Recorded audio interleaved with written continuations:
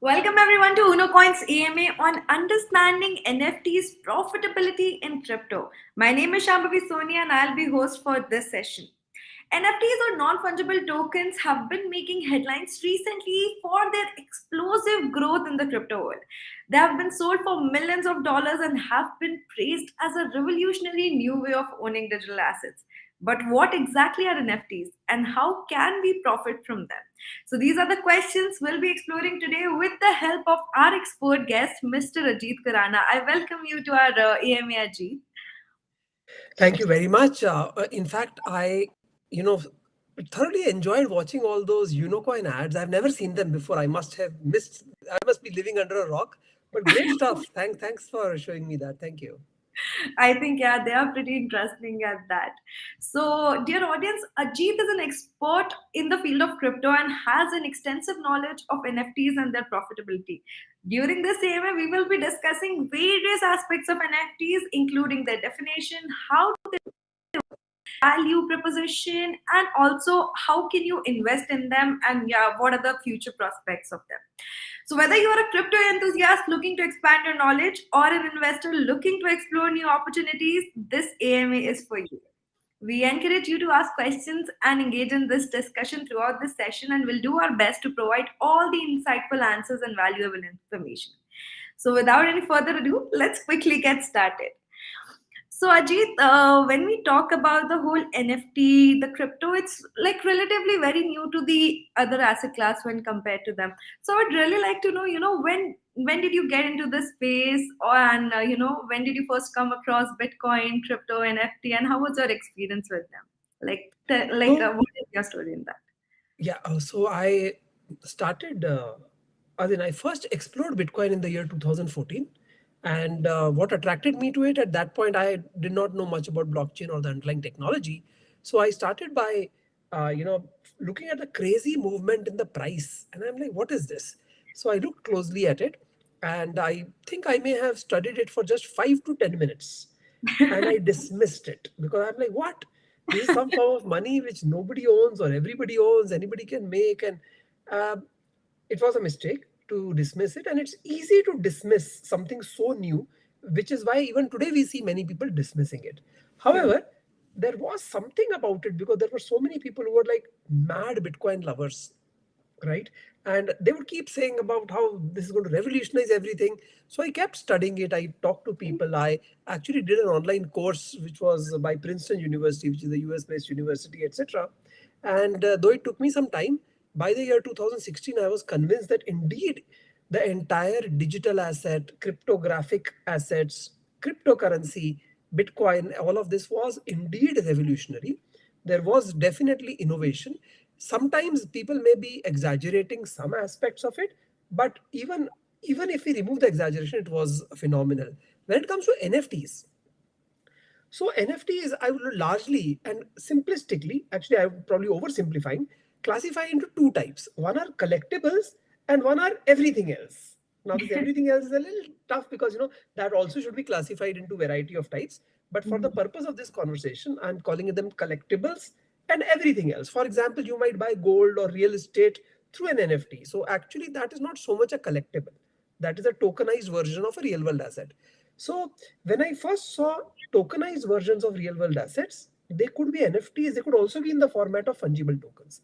So that by itself was not too much of a leap from the already existing crypto assets. But when it comes to collectible NFTs, I stayed away from them for the longest time because I was worried that the people are just using hype, trying to pump up prices with no specific value. For example, hey, why is a picture of a monkey worth so much, etc. So again, like in the case of Bitcoin, it took me a little time. I still believe that both in cryptocurrency as well as in NFTs, there is a lot of garbage. But that's true for the whole world. Banks are failing, stocks are failing. So garbage is everywhere. But if one can acknowledge that, there is definitely something valuable to be found also. True that. I think that is the way we all started with somehow this whole concept. And at first, I think most Indians, I would say not for the globe, of course. In India, of course, the first approach of anyone looking at Bitcoin, looking at NFTs, looking at cryptocurrencies as such, the first reaction, oh, is it like something that makes sense at all? But then, yes, it does make a lot of sense. So here in the comment section, we have University who's saying hi to you. So so, what do you think about NFTs, Ajit, in particular? Like when we talk about them as digital collectibles, how do you think they have utility in the real world? Okay, good. So you have introduced the concept of utility. Let us take a step back and look at assets in general. So, what are assets? You could have physical assets like gold, immovable assets like real estate. You could have financial assets like stocks in a company. So, there are lots of assets, right? I could be having an apple in my hand, which is also an asset, it's food. Now, most assets in the world, I would say more than 99%, are non fungible, Yes. right? For example, let us say there are 1,000 people watching this podcast or this video right now. Everyone lives somewhere, so we have 1,000 different residences that are being represented on this call, but you cannot easily swap one with the other and say, you know what, if my home becomes your home and your home becomes my home, it is all the same thing. That means everybody's residence non fungible, and likewise we could discuss many other things, and they tend to all be non fungible. Some assets are fungible, such as currency notes, etc.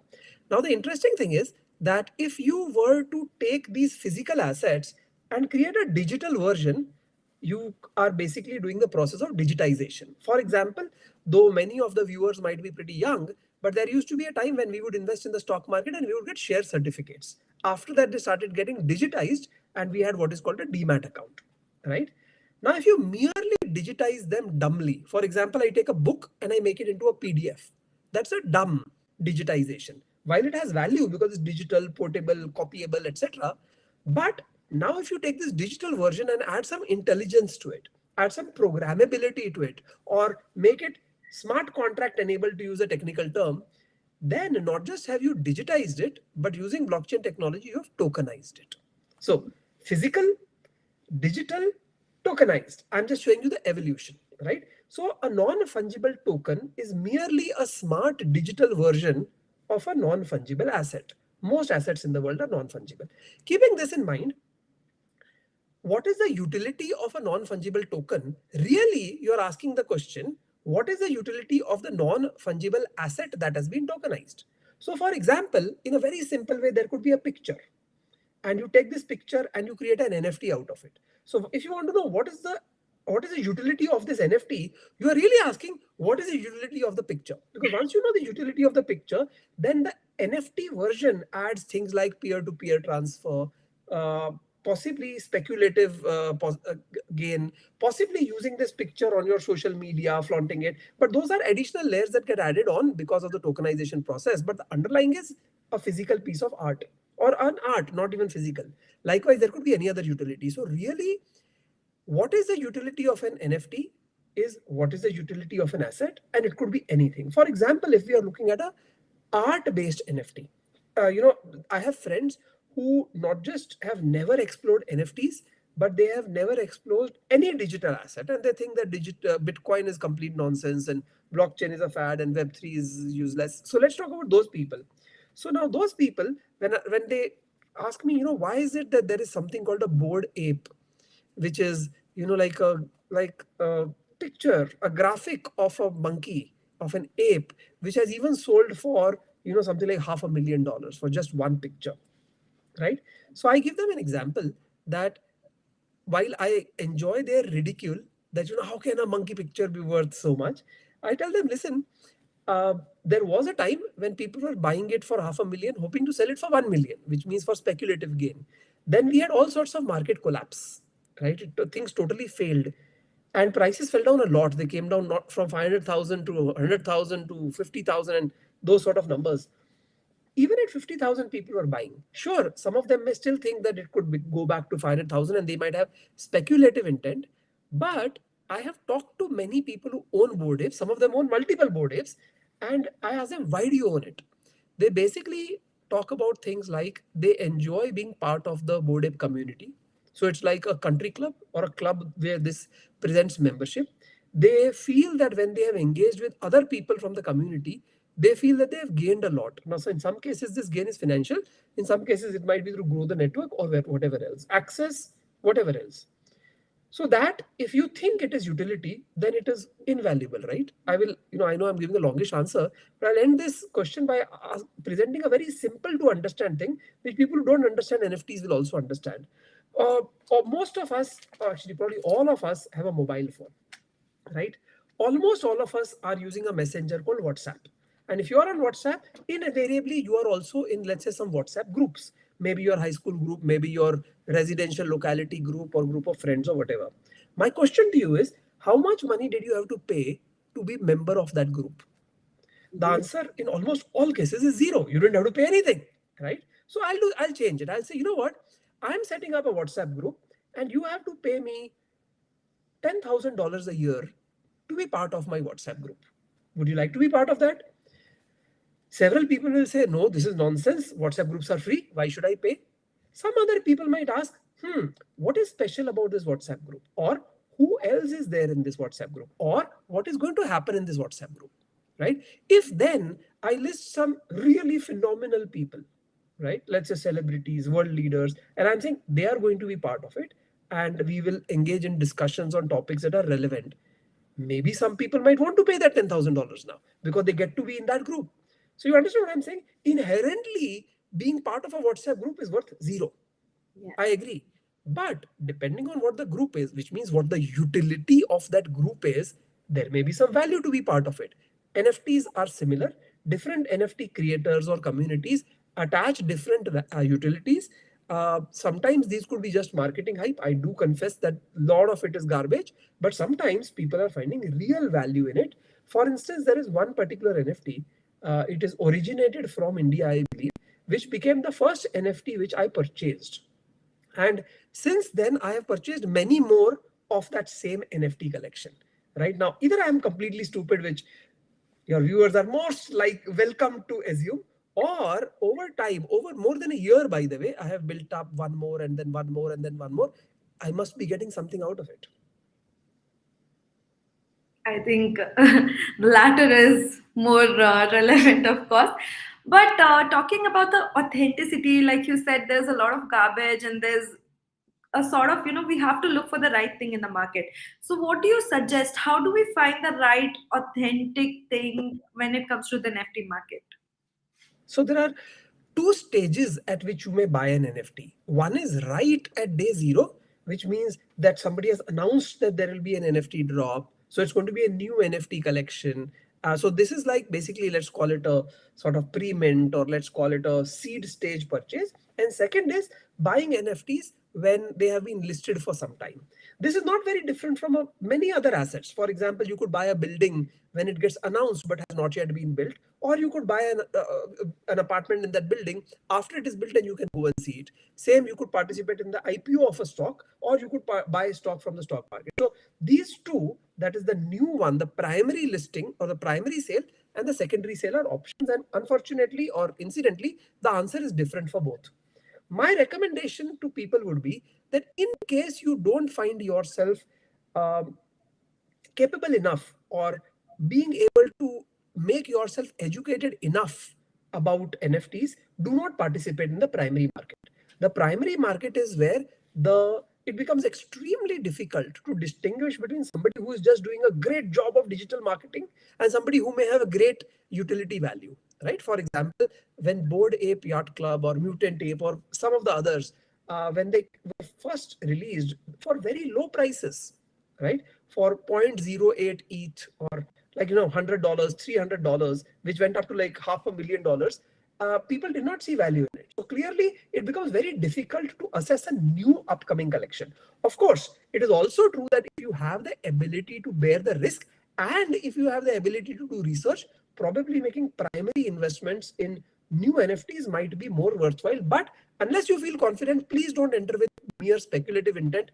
Don't do that. So that takes us to the secondary market, which means buying digital assets that may be listed in the market. I'm not going to make any recommendations. So if anybody hopes that by the end of this, I will have said, go buy this, and you will become rich overnight.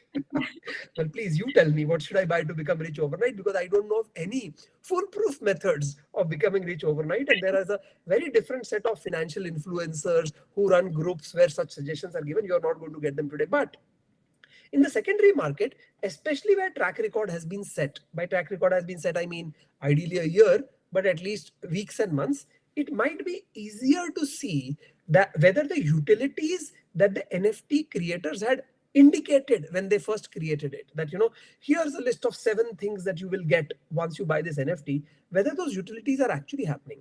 Go join their Discord server, interact in AMAs or other such opportunities with the founders, the community members, find out whether this is a community worth joining. Pretty much like if I told you, going back to my original example, give me $10,000 to be part of my WhatsApp group, right? And I will get great people. Don't worry, they'll be the fabulous people. You may, because you know me or you trust me, you may give it to me, or you might say, you know what, go set that WhatsApp group up. Even if the price of membership goes up a little later, I am willing to pay it, but I first want to see it. So I would recommend that for most people who are not in a position to do research, you should probably look at secondary markets. True that. I think that is something we always say in our AMAs. Guys, do your own research because that is the most important thing when you're stepping into the crypto market and, of course, the NFT market and every corresponding market that is there. Because unless you know the facts for yourself, I think nobody else can help you with anything that goes around. So, talking about these NFT projects, like you said, of course, you're not going to mention the projects that are going to make you rich overnight. But I'd like to know, how do we know that a certain project, like, of course, for cryptocurrencies, there are certain factors like tokenomics, there is white paper that we read and that we understand that, okay, this community is strong or this particular cryptocurrency has these problem solving points or something. So, how do we know that in NFTs? Okay, actually, any self-respecting asset should create enough documentation, which whether we call them a white paper, prospectus, whatever, the name of the paper doesn't matter. So just like in the case of cryptocurrencies, ordinarily you would have a white paper which got substituted with light paper because nobody was reading it. Then I think that something similar has to be there even for the NFT. If an NFT creator is creating an NFT and not telling you what it is all about, that is a red flag for me. Of course, this does not have to be an elaborate document. For example, I can be a painter and I can say, you know what, I've been making paintings. Now I'm going to sell digital versions of them. That is the NFT. So this is good enough because the painter is actually saying that is all there is to it. I'm not claiming that there will be additional utility beyond the art. So that is okay. But I would always stay away from any digital asset. And this is not just NFT, fungible, non-fungible, or whatever. I would always stay away from any digital asset where the creators of the digital asset itself have not created a lot of media in the form of PDF, website, document, video, whatever, Telegram group, Discord group, whatever else. It doesn't have to be all of these, but it has to be some of these. I would always stay away from somebody who has not done a good job of educating me or making such information available to me. So just like you said, Shambhavi, that it is available for cryptocurrency, it is available for NFTs also. I think true. If it is available, it is very important for us to understand these things. But I've also come across something because, of course, NFTs is something that I'm still, learning about, and I'm more, exploring the fields of cryptocurrency and everything. So I see this one category of coins, which are called NFT coins. So what are those? Okay. So just by the way, I'm just going to give you one more analogy for the previous question which just occurred to me. So if you've ever purchased shares in the IPOs in India, you can apply online through apps, etc., or you can fill up a form. Hmm. Now, if you see the form or the online version, there's lots more information provided to you, which is legally required to be provided to you. Right? Now, you are not legally required to read it, but the issuer of the shares is legally required to provide it to you. And what I did was I asked, not too many, I asked about 15, 16 of my friends that, hey, did you read that before applying? Because this happened when people were applying for I think the IPO was Zomato at that stage. So a lot of me, I had, and a lot of my friends had applied. So I asked them, hey, did you read all those, that information that was provided? Not even one had read it, right? Not even one of them had read it. They just knew what Zomato is, and they had heard that Zomato is going to do well. They went and bought it. So this, regrettably, is true about many asset classes. That while information might be available, people don't consume it. By the way, just because information is available doesn't mean you can trust it. But the least you can do is go through it and form an opinion, and then you decide whether you trust it. Now, about what you are talking about. So the words coin and token have largely, some people will use them both as if they mean the same thing. Some other people will say that no, a coin is something that is native to the blockchain. So for example, Bitcoin is a coin, Ethereum is a coin, etc. And if you're building apps on top of it which use such blockchains, then those would be called tokens. So the variety of ERC20 tokens are tokens. I personally think that while this distinction says something, but this is not very important. The important point is that in the NFT space, let's call it the NFT industry, there are three categories of digital assets. One is there are people who provide infrastructure to NFT makers. They could be providing bandwidth, they could be providing hard disk storage space, they could be providing tools to make it, or a variety of other infrastructure, right? Now they are they are not releasing their own NFTs, but they may have their own tokens, these infra providers. Second is providers. Give me a second. Sure. Yeah, sometimes when I speak so enthusiastically, I have to cough. But yeah, second is people who are creating the digital asset themselves, which means these are companies such as the Bored Ape Yacht Club. Again, I give the name Bored Ape because that at one point of time used to be the most valuable. I don't have any Bored Ape. I have not studied Bored Ape. I frankly don't think I can afford a Bored Ape. So I'm not making any recommendations, just a very common example. And then the third is NFT companies such as OpenSea, variety of NFT marketplaces, etc., which may have their own token, but those tokens are fungible tokens. They are not non-fungible tokens. So these are the three kinds. Within NFT itself, I like to largely divide NFTs into digital art, right? Within digital art, you can have PFP or non-PFP. Then I say collectibles in general, such as sports-based, movie-based, celebrity-based, etc. And then there is the utility-based. Again, you should know that these are not very standard classifications. If you were doing this video tomorrow, maybe I would have classified them differently. But yes, art has turned out to be a very big thing. Collectibles is probably the second biggest. Art is a subset of collectibles, and utility based is where all our eyes are as to how that grows eventually. So your question about what is an NFT coin by itself does not mean much. I'm saying the question as it's not, this is just terminology. Different people use it to mean different things. Yeah, so there's another thing that I just, that just came to my mind when you were talking about these arts and stuff. When there was this entire FIFA league going on, the football matches, I saw so many NFTs coming to the market. I think FC Barcelona NFTs and all, the fan tokens practically. So, as a user, or maybe someone who's like an NFT collector or so, what is the incentive that I should have other than just being a fan to get these tokens? So I will give you two indirect answers, and hopefully you'll be able to derive the answer from it. Because, like I say, I don't like to give people information. I like to give them people information so that they can think for themselves.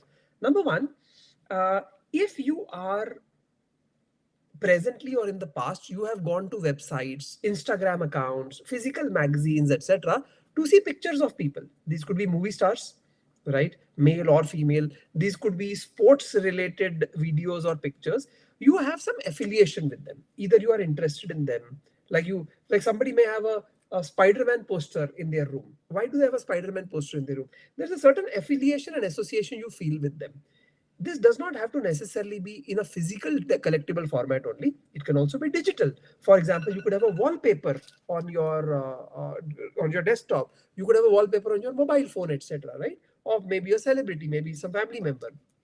So to that extent, how is it very difficult to have a physical picture or a physical object or depiction versus digital, especially because our lives are increasingly digital? Second point, which is actually quite a different type, is that if you go to a country such as the US, even in the 60s, which means what, half a century ago, more than that, even in the 60s, you would have people who were collecting like baseball cards, Yes. right? Which then basketball cards, etc. Right? Collectible cards, car racing, sports cars, etc.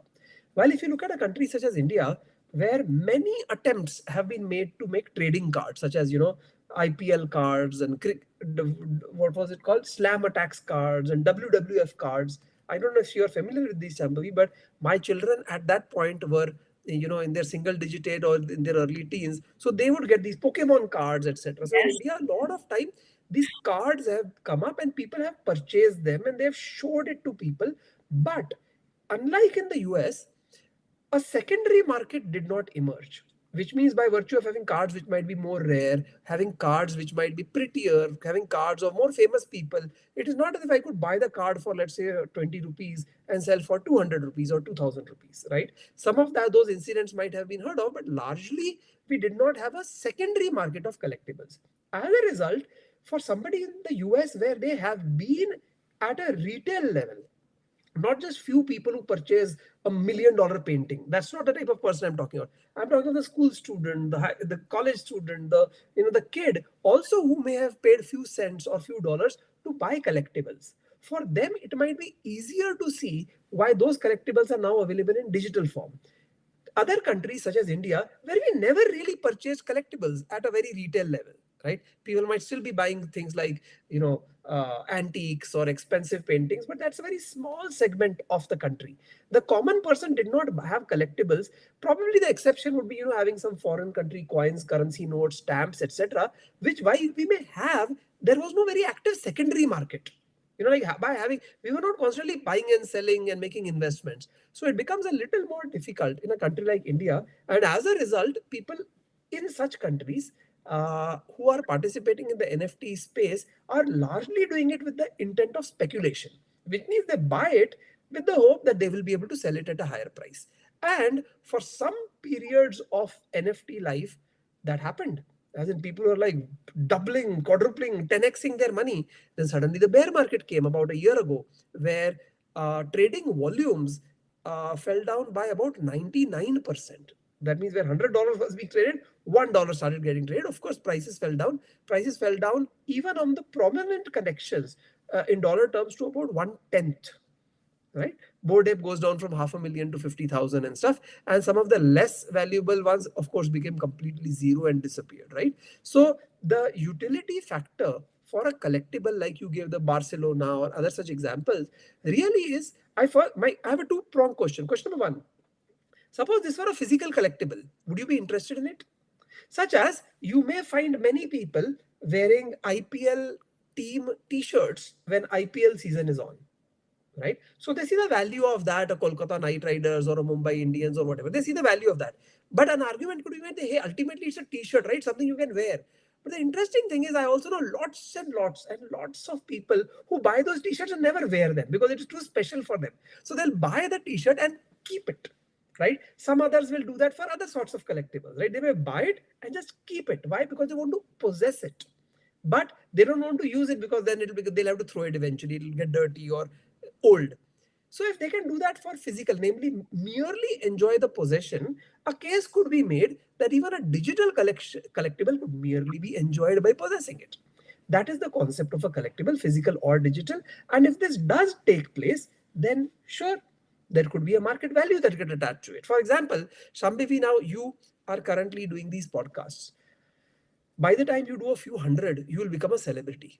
Someday when I will meet you, I will ask you for your autograph and you will write Shambhavi Soni on a piece of paper, or, uh, and say, don't miss me, or yours sincerely. And I will treasure this. And then when I'm sitting with my friends, I'll say, you know what? I have Shambhavi Soni's autograph.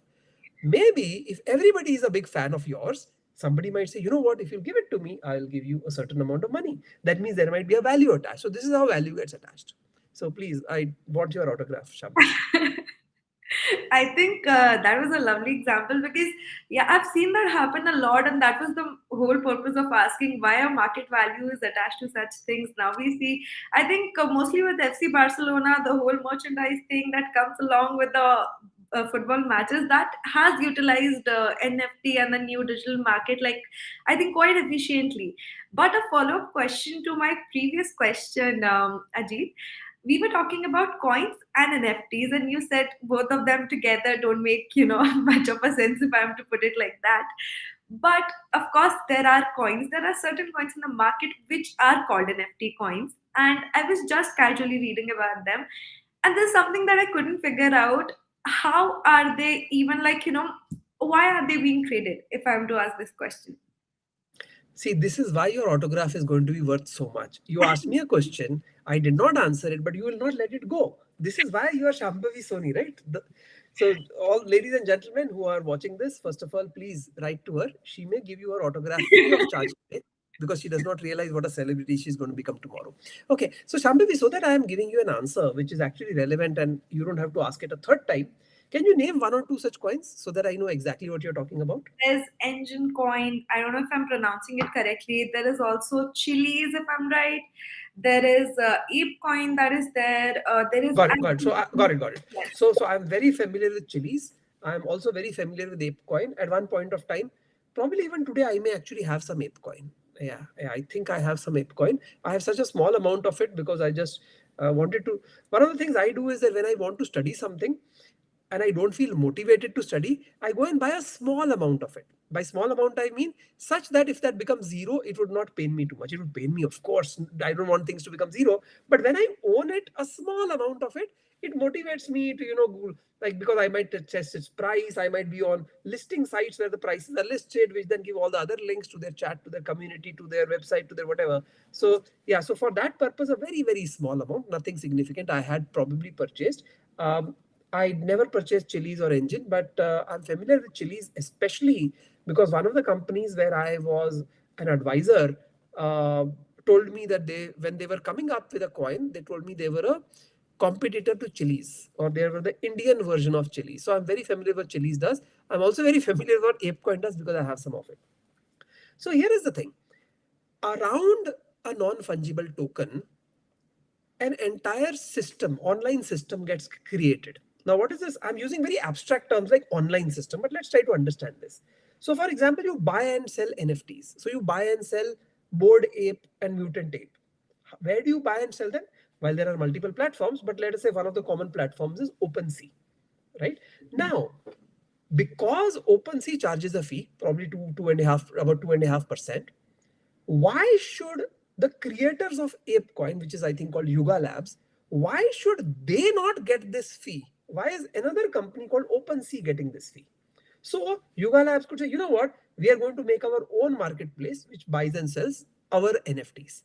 It may or may not be open to others, but because millions or hundreds of millions of dollars of transaction is happening on those NFTs, that means even the transaction fees is running into millions at 2.5%, right?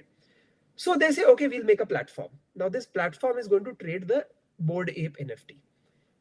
Now, if this is a decentralized platform, as it is, they need a token to power it, to power the transactions. Just like when you are powering transactions on Ethereum, you use the ETH token. When you're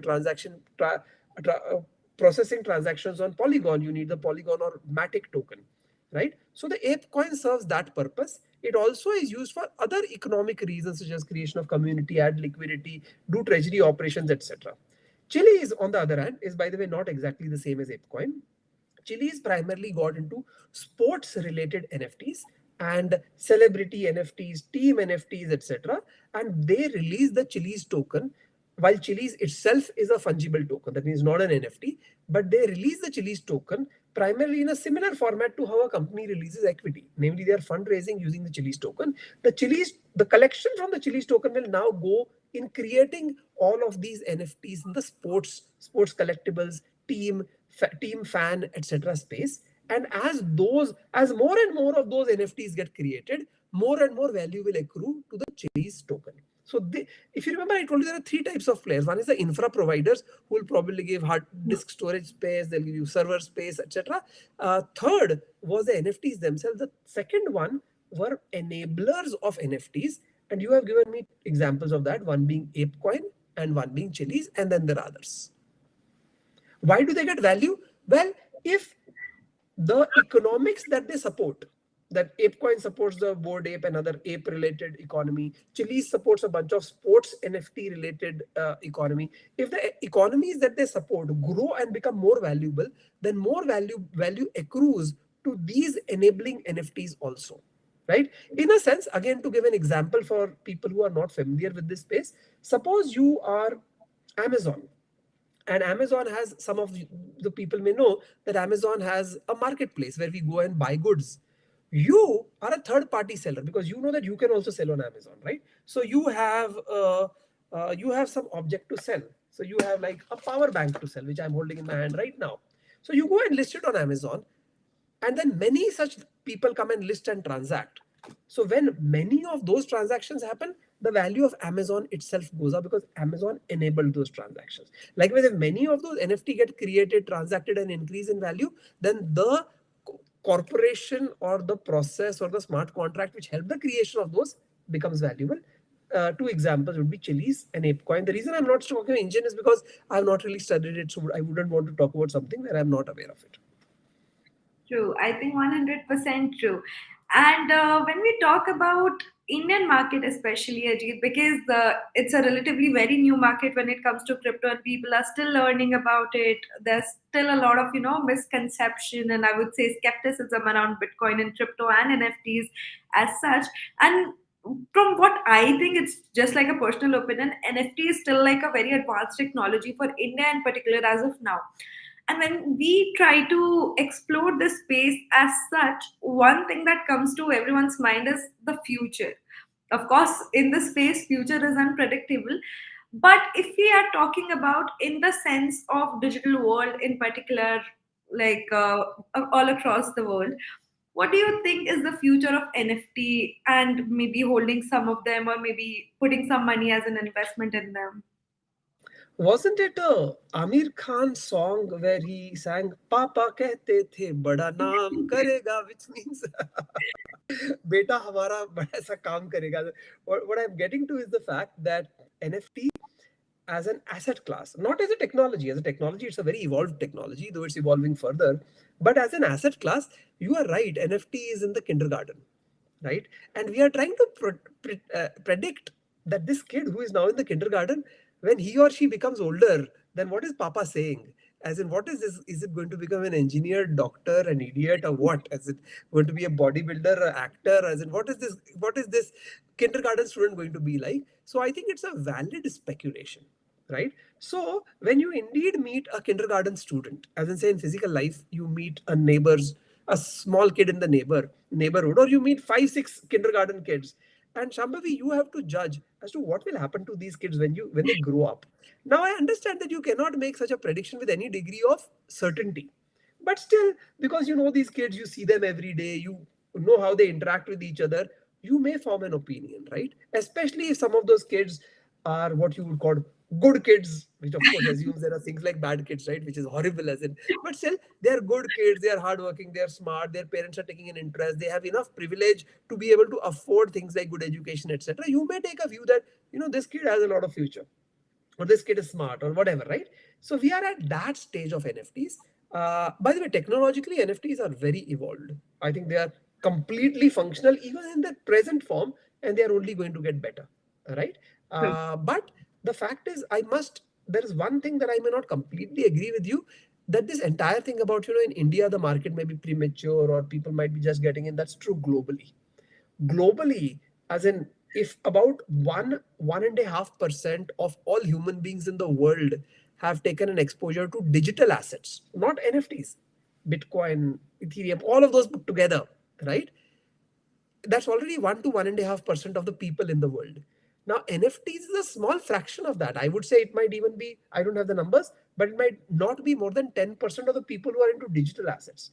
So if that is 1 to 1.5%, this would be like 0.1% in that situation, right? So when 0.1%, which means one out of every 1,000 person is really exploring this possibility or the possibilities around the space, yes, a lot more acceptance has to happen. I'm not going to use a judgmental word like awareness, because that will assume that people who are aware don't buy, or those who are aware they buy. Well, let people make their own decisions. I personally believe that because of three reasons. One is that the regulatory noise around crypto tends to be very discouraging globally, all the more so in India. That is problem number one. Problem number two is that people within the industry, the Shambhavis of the world, the Ajits of the world, etc., are not doing a good job in simplifying this. In fact, we sometimes end up complicating it. For example, since many of your viewers are likely to be from India, maybe many of them have an app, a payment app called Paytm or other such apps. I also do.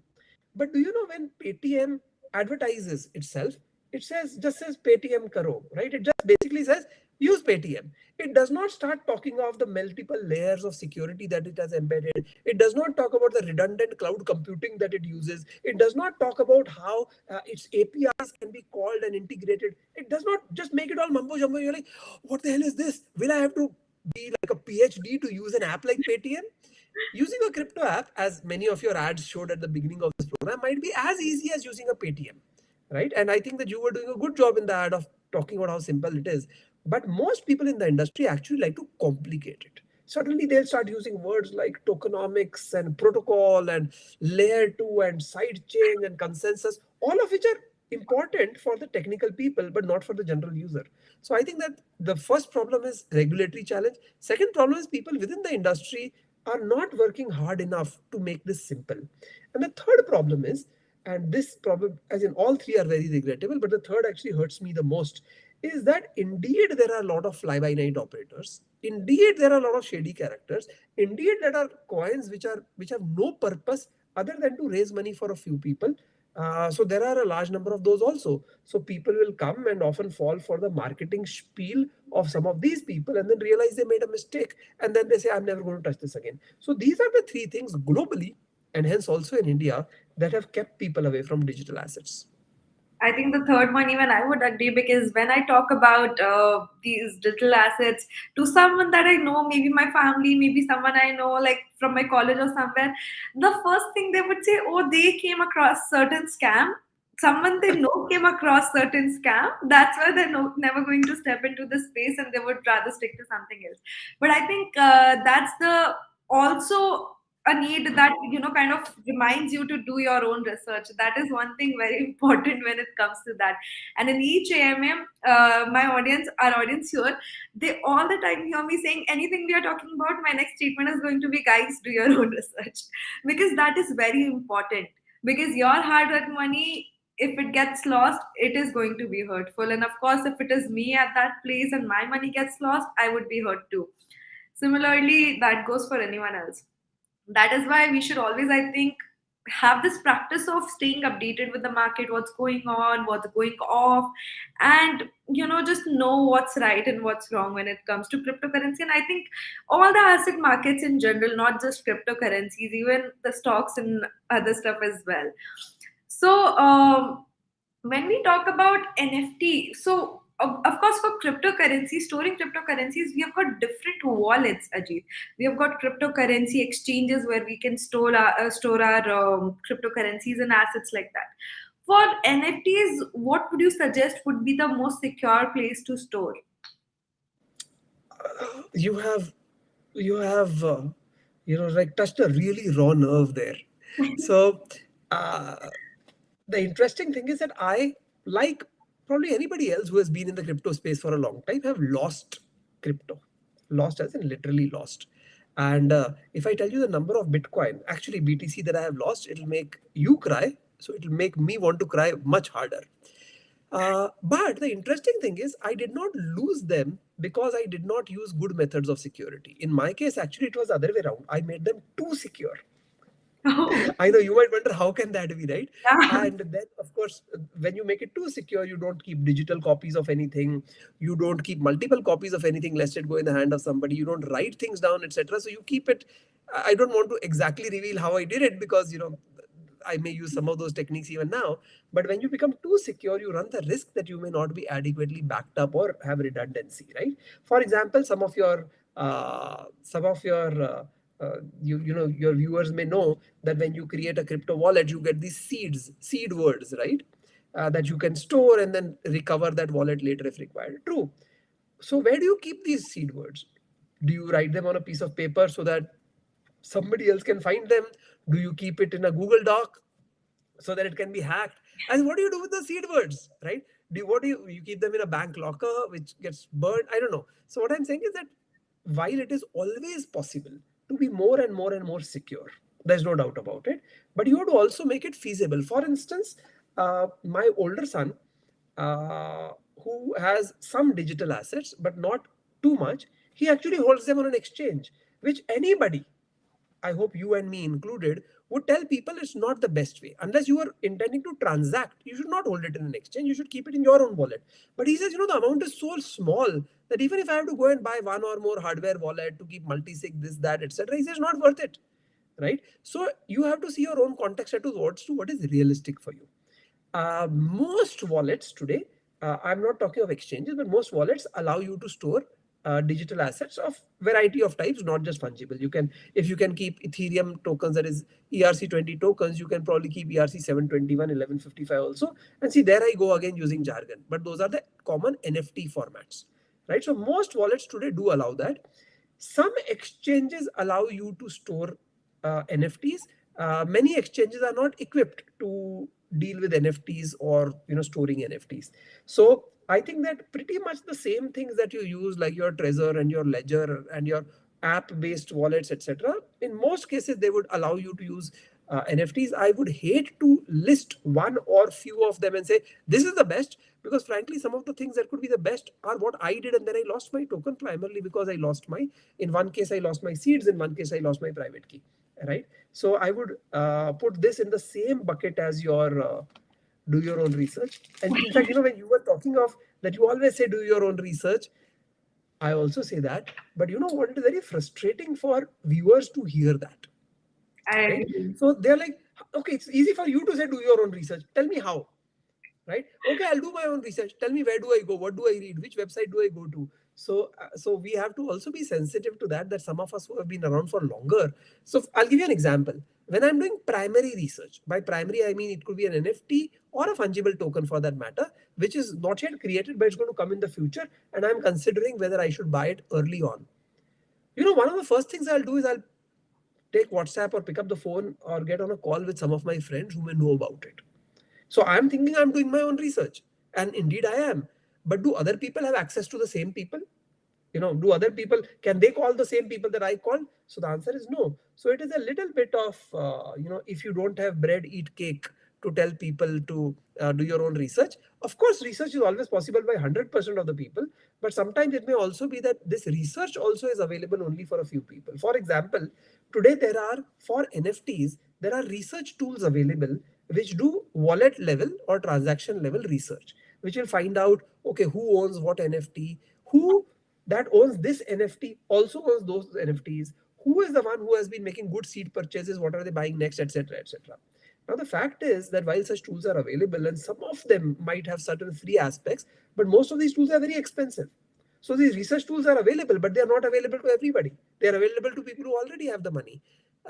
This is, by the way, not different than, let us say, in the stock market. So there are researchers and analysts who are using very expensive news services, analysis services, or research reports or research tools which are not available to the common person. So it's not different. I'm not saying this is different about NFTs, but the fact is that most people who today are investing in NFTs are not investing in the stock market. So they don't want to hear what happens in the Zomato IPO and all of this. They're like, forget all that. Tell me about NFTs. So it is, while do your own research is indeed the best suggestion, it is a little utopian on occasion. I noticed that Shiva Singh said, good to see you, sir. So I'm assuming that they are not talking about you, Shambhavi, because they said, sir. So Shiva Singh, thank you very much for that. NFT Gang said true. NPC made a sign, and so did University. All of the people who have said this. The reason I'm acknowledging all of this is because we are now roughly 6 minutes away from the conclusion of this. If you have any questions, comments, anything, just throw them out in the chat now. Even if not, it has been absolutely fabulous being on this call. If you have any last question for me, Shambhavi, I'll take it. Otherwise, you can start the conclusion of this. I think, yeah, I have one last question, which I think I should have asked at the beginning of the session, but since it's like in my mind, and because we are just about to end this call, I have this quick question. So, what all factors do you think contribute to value up and downs in the value of NFT, if you are talking about the price structure and fluctuations of NFT. Since you said there is a question that you should have asked first, I have actually been very secretly harboring a desire that somebody asks me a question first, which nobody has asked me yet. So anybody who is in the audience, and if you ever get a chance to ask me questions, please ask me this question. Nobody's asked me this. Shambhavi has also not asked me this. I will ask the question in Hindi because when it was first asked, it was asked in Hindi. But for those of you who don't speak Hindi, I'll also translate it into English. I want somebody to come and ask me, sir, आप आम काट के खाते हैं कि चूस के? Do you eat a mango by sucking it or cutting it? And I hope some of you know the context of which I am talking about, because I was like, wow, what a question to ask, right? Some of you may know this was the Akshay Kumar interview that he was conducting. But coming back to it on a more serious note, at the heart of it is always demand and supply, right? If more people want to buy something than is available for sale, the price goes up. This is the truth. There's no doubt about it. But at the same time, some people might say, listen, that's true, but it is useless. As in, I don't have a thermometer to measure demand. I don't have a thermometer to measure supply. So what do I do? Well, since the motive of this question is quite likely to be able to predict which NFT might go up in price or for that matter down in price, let me answer it in that sense. The NFT, or actually the digital asset, whether fungible or non-fungible, hence is true for NFTs also, that does well has the following characteristics. Number one, people who have created it have been very transparent with you about what is the purpose for it. If all they are doing is giving you marketing slogans, then those marketing slogans are going to end someday, right? Or this is going to be great, this is going to rock it, this is the next Bitcoin. Yeah, so don't listen to that. Tell me, you say, hey, listen, tell me what is this all about. If they are able to come up with some convincing utility or convincing purpose, that is the first stage. Second stage is what is the community that they have built up like. Now, a community does not mean how many Twitter followers they have or Telegram followers they have, members they have, etc. Because those can be purchased for very, very low prices. I know, or I've heard of projects where they'll just announce some sort of airdrop or some sort of giveaway, and thousands of people will go and join the channel because you just have to click one button, right? And maybe you'll win a lottery. So the fact that somebody has lots of people in their community or their digital platform by itself does not indicate community. I want to then see what are the sort of conversations that are happening. The creators of the coin, how are they participating? Are they open to ideas? Are they participating, sharing? So first is transparency around use case. Second is communication and community. Again, both of these can be done by good marketers, right? Just to sell something. The third thing, especially after a token or non-fungible token gets listed, the third thing is to figure out those utilities or use cases that they are announced. Are those happening? Because I could announce something which is absolutely fabulous, right? I could announce things, promise the moon, right? Elon Musk says we will someday go and colonize Mars, right? For the longest number of years, people thought he was stupid. Today, SpaceX is taken very seriously. So you want to also see, okay, whatever were the promises made, where are we on that? As in, are some of those progressing? The fourth thing would be what is the sort of interest in this? For example, even in the stock market, as in the crypto market, as in the NFT market, there will always be these supposedly very good projects or good opportunities, but nobody seems to be interested in them. Right? Today in the stock market, whether in India or elsewhere, there are shares available whose book value is higher than the market value, which generally should not be the case in the ordinary course of business, but it happens. So you have to see what sort of an interest, an investor interest is there. So if you can look at these three things, I think you have done step one pretty well. In any case, if you are ever going to buy any investable asset, whether it's stock, mutual fund, gold, real estate, cryptocurrency, NFT, etc., unless you feel very equipped to do an assessment, please put very small amounts, which if you then lose completely, it would not be a disaster. Certainly never ever borrow money for investing in an asset which you Yes, have somehow been given to believe will really shoot up in price, but you cannot afford, right? true. I uh, think there's one question there. Krishna Kumar is asking, how do I do investment in crypto? I'm a beginner. So Krishna, there are there are platforms there are platforms which allow you to sell crypto, trade crypto, etc. Uh, I'm not going to list any because indeed this event is being done by UNOCOIN, which is actually one such platform. So I would hate to come on a UNOCOIN podcast and talk about five more. So I will let Shambhavi throw the plug of that or show you another ad. I don't know how she intends to do it. But Krishna, on a more serious note, there are lots of platforms in India and elsewhere which allow you to transfer money from your bank or your payment wallet, etc., and convert that to cryptocurrency. Before, since you say you're a beginner, before daring to do anything of this sort, please understand, number one, how you will store it. Number two, whether this is an approved platform. Third is what are the tax implications of this, because in India that has now become a big deal, which 1 year ago it wasn't. True. Over to you, Shambhavi. True. I think those were the best advices you could give to a beginner, because, of course, those are the things we need to take care of when starting off with the crypto investment.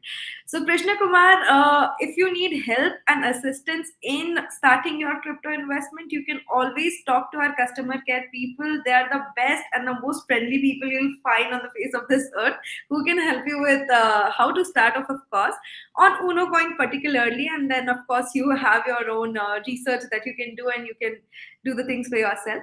On this note, I think we'll be ending the CMA. Thank you all for joining in. It was an amazing session. Thank you so much, Ajeet, for being here. And I mean, I got to learn so many new things, and I'm sure so did our audience. So it was overall an amazing session. Thank you so much, everyone. Thank you so much, Ajeet. Thank you. Thank you. I await the autograph. Thank you.